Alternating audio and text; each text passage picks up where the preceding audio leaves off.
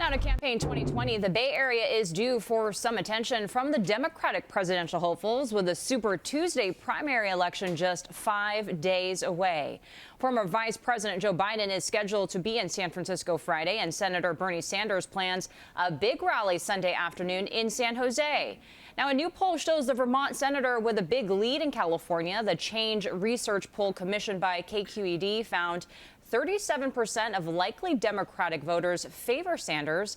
Now, that's well ahead of Senator Elizabeth Warren at 20%.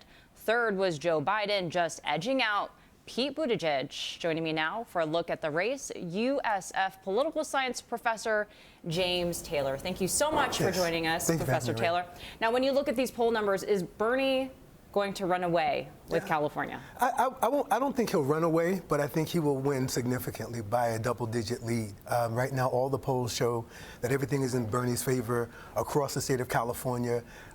Poll after poll, 538 and 8 Silver, they're all looking at and showing Bernie up in 30% with everyone else in low double-digit numbers, Buttigieg in single-digit numbers, Klobuchar in single-digit numbers. In fact, the thing that might happen sooner than anybody expects is someone like a Klobuchar or a Buttigieg dropping out, because right now it's about Bernie, perhaps Warren, who had some good moments in the debates up to this point, and Biden. After that, the bottom falls out, and I think the bottom's about to fall out in the next several days. And we're going to see the field narrow to about 3 or 4 people. Anything surprising about that poll to you?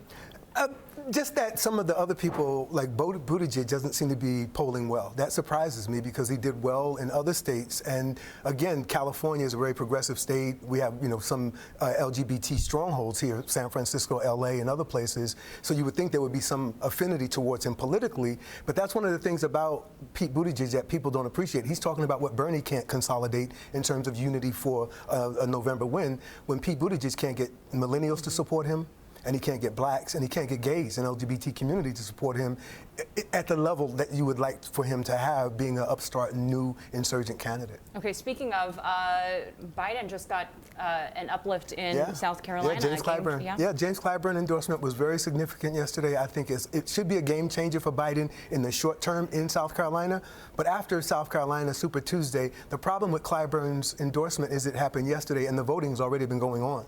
And so it's probably too late. It may help Biden with day of voters and last-minute ballot voters or mail-in voters, but I don't know if it's going to be enough to carry him the way Biden is interpreting the wind behind his back. He thinks that he's leave South Carolina with the wind beneath his, behind his back. And I think the problem is California is there, and then there's Bernie. So California is going to stop Joe Biden's momentum. That should be the headline in a few days. Okay, and speaking of momentum, Bloomberg's momentum stalling in California since that first debate? The question is, did it really even start? I'm from New York, born and raised. I think you said it didn't even start? Yeah, I think it was all. I think you have to understand real quickly, Bloomberg, you have to study the 2007 campaign of Rudy Giuliani, the other former New York mayor, who thought because he had a national reputation, he could just parachute into the campaign that had already run about 8 or 9 laps, and he's going to join the race and then consider himself a leader. Imagine somebody who joins a marathon after the marathon had already started, and all of a sudden thinking they're going to lead. That's what Bloomberg is trying to do,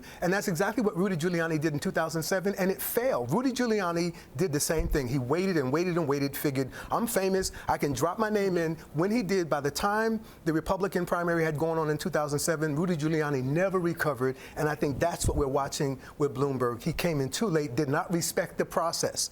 You have to have a ground game and play the game, and everybody else has played the game, and we've seen some surprises like a Buttigieg and a Klobuchar.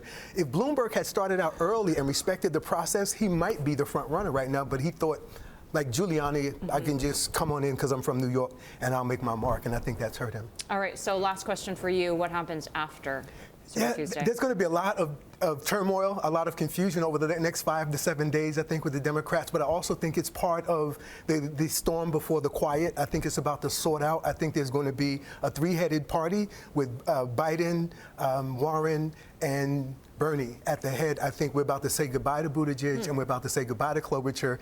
And I said it here on Channel 5 I was going to say, you heard it right here. All right, thank you again, Professor Taylor, for joining us this afternoon.